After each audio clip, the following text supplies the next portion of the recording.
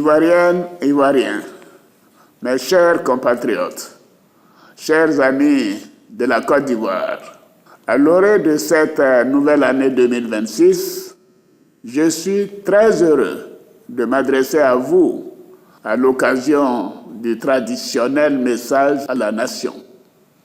L'année 2025 qui s'achève a été une année importante pour notre pays. Elle a été marquée par des défis majeurs, au premier rang desquels l'organisation des élections présidentielles et législatives. Ces rendez-vous ont une fois de plus témoigné de la maturité démocratique de notre nation et de l'attachement de nos concitoyens à la paix, à la stabilité et au développement de notre pays. À l'occasion de l'élection présidentielle du 25 octobre 2025, vous m'avez renouvelé votre confiance à une très large majorité. J'en suis profondément reconnaissant. Cette confiance s'est également exprimée lors des élections législatives du 27 décembre dernier, qui a ainsi confirmé l'adhésion de la grande majorité de nos concitoyens à la vision et au projet de société que nous portons pour notre belle Côte d'Ivoire.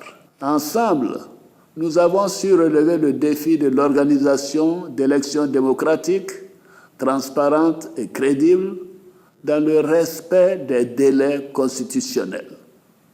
Malgré des incidents isolés qui ont malheureusement entraîné quelques pertes en vie humaine et parfois des destructions de biens, notre pays a su préserver l'essentiel, à savoir le bon fonctionnement des institutions, l'état de droit et l'ordre constitutionnel. La démocratie et la prospérité ne peuvent se construire dans la violence. La Côte d'Ivoire a fait le choix de la paix, du dialogue et de la responsabilité. Elle a démontré depuis 2011 sa capacité à surmonter les épreuves et à avancer unis dans le respect des institutions. Nous pouvons être fiers du chemin parcouru. Mes chers compatriotes, le 8 décembre dernier, lors de ma prestation de serment, en qualité de président de la République, j'ai pris devant la nation l'engagement solennel de placer ce nouveau mandat sous le signe de la consolidation de la paix et de la sécurité, du renforcement de la cohésion nationale et de la poursuite résolue de notre marche vers le développement dans un esprit de solidarité active envers les couches les plus vulnérables. À travers ce nouveau contrat social que nous entamons, je réaffirme mon engagement à poursuivre la construction d'une grande Côte d'Ivoire, ambitieuse et solidaire. Une nation respectée, forte, performante et souveraine. C'est pourquoi, dès cette année 2026, nous poursuivrons les grands chantiers de modernisation de notre pays. Les infrastructures routières, ferroviaires, énergétiques et hydrauliques continueront de structurer le territoire et de renforcer l'intégration nationale.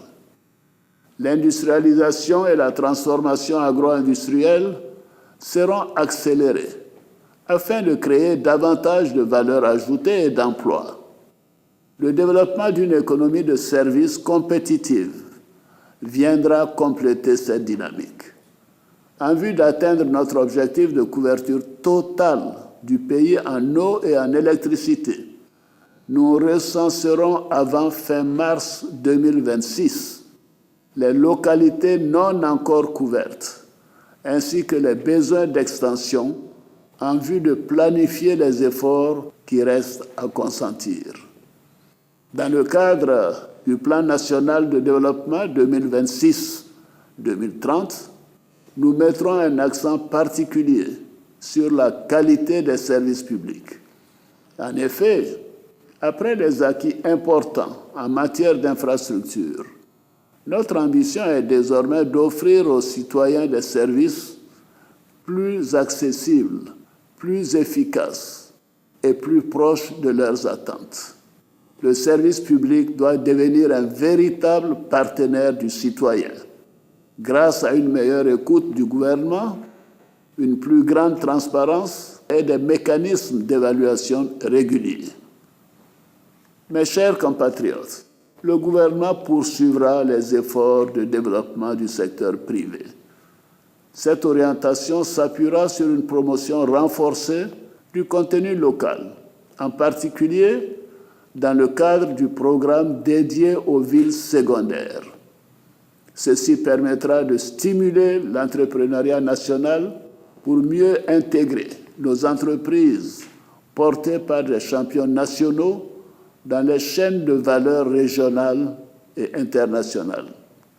La rigueur dans la gestion économique et financière de l'État restera une priorité absolue. Nous continuerons d'optimiser les procédures de gestion des finances publiques, d'améliorer le suivi des paiements, de renforcer la mobilisation des recettes et de poursuivre les efforts en matière de bonne gouvernance. La lutte contre le blanchiment de capitaux et le financement du terrorisme sera intensifiée afin de faire de la Côte d'Ivoire un modèle de transparence et de gouvernance en Afrique. Nous poursuivrons nos efforts en matière d'investissements sociaux. Les jeunes et les femmes resteront bien évidemment au cœur de nos politiques publiques et en effet, leur formation, leur insertion professionnelle, leur créativité et leur engagement seront essentiels pour bâtir l'avenir. Dans cette dynamique, le programme social du gouvernement et le programme jeunesse du gouvernement continueront d'être des instruments majeurs de notre action. Ils seront renforcés et mieux ciblés afin de répondre plus efficacement aux besoins des populations, notamment en matière de santé, d'éducation, de formation, d'accès à l'emploi et de protection sociale. J'encourage donc les jeunes dans chaque localité à saisir les nombreuses opportunités offertes par le dynamisme de notre économie. S'agissant des fonctionnaires et agents de l'État, je voudrais indiquer que conformément aux engagements pris, la prime spéciale de fin d'année sera versée en janvier 2026 à hauteur de 2/3 du salaire indiciaire. Ce geste traduit la reconnaissance de la nation envers toutes celles et tous ceux qui servent l'État au quotidien avec dévouement. Mes chers compatriotes, la sécurité demeure un pilier essentiel de notre action. Face aux crises régionales, aux menaces terroristes et aux défis liés aux importants flux migratoires vers notre pays, la Côte d'Ivoire continuera de renforcer sa vigilance. Notre pays continuera de respecter ses engagements internationaux en matière d'accueil, de gestion et de protection des réfugiés, tout en garantissant la sécurité de la nation et de tous nos concitoyens. Nos forces de défense et de sécurité, dont je salue le professionnalisme et le courage, bénéficieront d'un soutien constant et accru de l'État. Elles continueront de disposer des moyens nécessaires pour veiller à l'intégrité du territoire et assurer la quiétude des populations. En cette période de fête, j'ai une pensée particulière pour ces hommes et ces femmes qui veillent jour et nuit, souvent loin de leur famille, afin que nos compatriotes puissent célébrer dans le calme et la sérénité. Je leur exprime la reconnaissance de la nation. Par ailleurs, et conformément aux prérogatives que me confère la Constitution, j'ai signé un décret de grâce collective pour 2000 détenus et un décret accordant une remise de peine à 2656 détenus dont le reliquat de la peine est inférieur ou égal à 36 mois. Ainsi, ce sont 4656 détenus de droit commun condamnés pour des infractions mineures qui seront mis en liberté. Chers frères, chères sœurs, mes chers compatriotes, je crois profondément en la grande Côte d'Ivoire de demain. Pour réaliser cette ambition, la préservation de la paix et le renforcement de la cohésion doivent rester au cœur de nos priorités.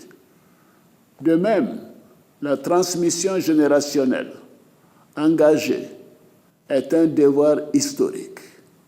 Elle reposera sur un héritage fondé sur l'éducation aux valeurs citoyennes, l'unité, le travail, la solidarité, le mérite et l'excellence dans le respect de la diversité, dans la tolérance et la justice sociale.